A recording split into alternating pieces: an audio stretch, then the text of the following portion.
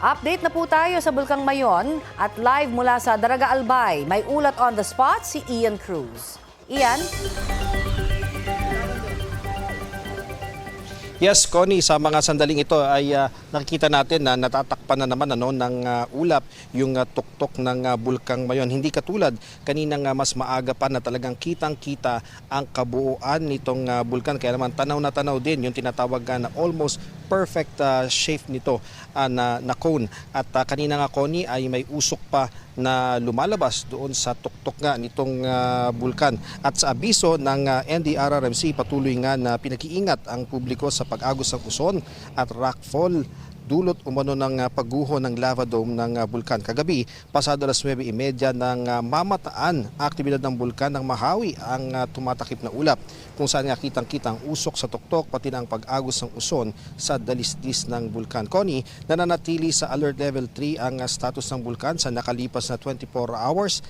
Kabilang sa mataas na aktibidad nito ang pagbuga ng lava dome at lava flow. Nakapagtala rin ng 2 volcanic earthquakes, 209 rockfall events at 46 na pyroclastic density currents o uson.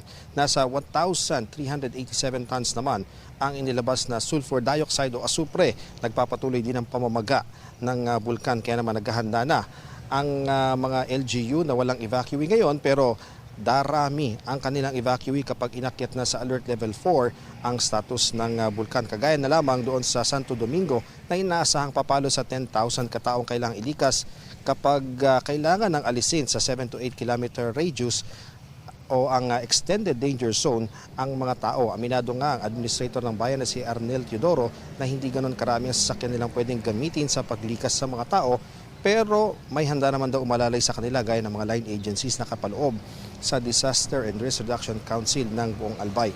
6 na paaralan ang inihahanda nila para maging temporary evacuation, pero sa mga tinatawag na mga taga Santo Domingo na ranso, yung parang kubol, ang magiging temporary housing ng mga evacuees. Ayon nga sa isa sa mga nagpapatayo ng ranso na si Erlene Balunso, naghahanda na sila para kung mag-alert level 4 ay may matitirahan agad sila sa kanilang kagyat na paglikas.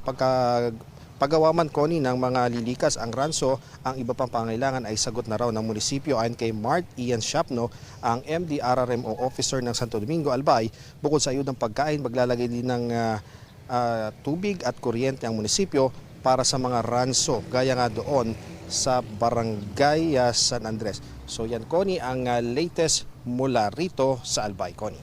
Ian, paano pinaghahandaan ng mga taga-Albay yung posibleng epekto roon ng Bagyong Ada?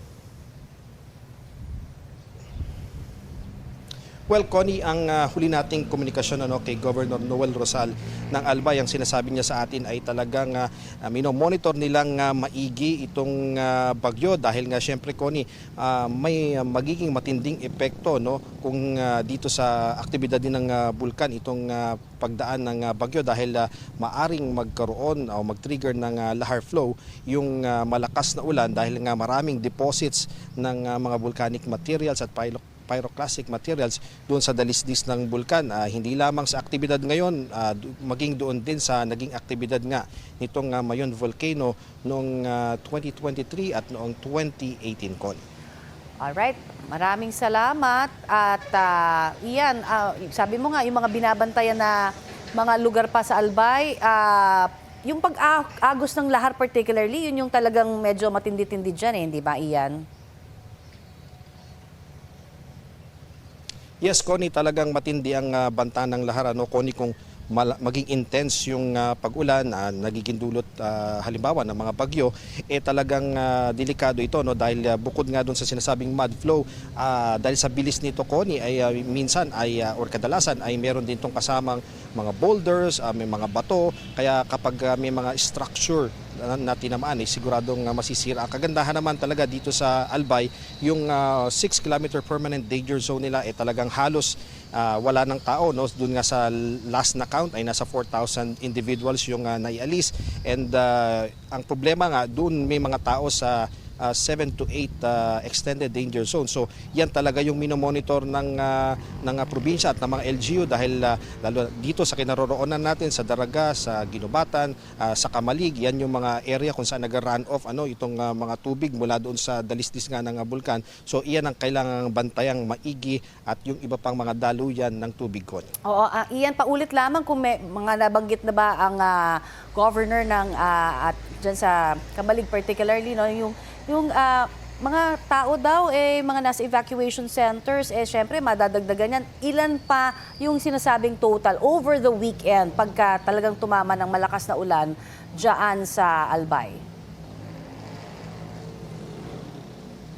Yes, Connie, right now ina-assess pa nila kung ang sinabi ni Governor Rosal ay tinitingnan pa nila kung talaga bang magiging malakas itong magiging epekto sa kanila, and then from then on ay iayos nila kung paano nga yung mga tao pa na kailangan ialis doon sa mga area na lalo na yung malalapit doon sa mga waterways o yung mga tinatawag dito na mga galleys. Yun, Connie, ang magiging concentration nila kapag talagang nakita at base rin sa assessment ng NDRRMC at ng iba pang ahensya ng gobyerno kung merong intense rain na maidudulot ang parating na bagyo dito sa kanilang lugar. Pero at the same time, Connie, talagang naghahanda din sila doon sa possible hazard nitong kung sakasakaling iakyat sa alert level 4 itong Bulkang Mayon, dahil hindi naman makakaapekto yung parating na bagyo doon sa activity ng Bulkang Mayon dahil independent yung nangyayari sa bulkan doon sa parating na bagyo. So yun, Connie, ang mas malaking evacuation na inihanda nila dahil around 70,000 nakaragdagang mga individual yung maaring i-evacuate kapag inakyat sa alert level 4 yung alerto ng Bulkang Mayon, Connie. Maraming salamat, Ian Cruz.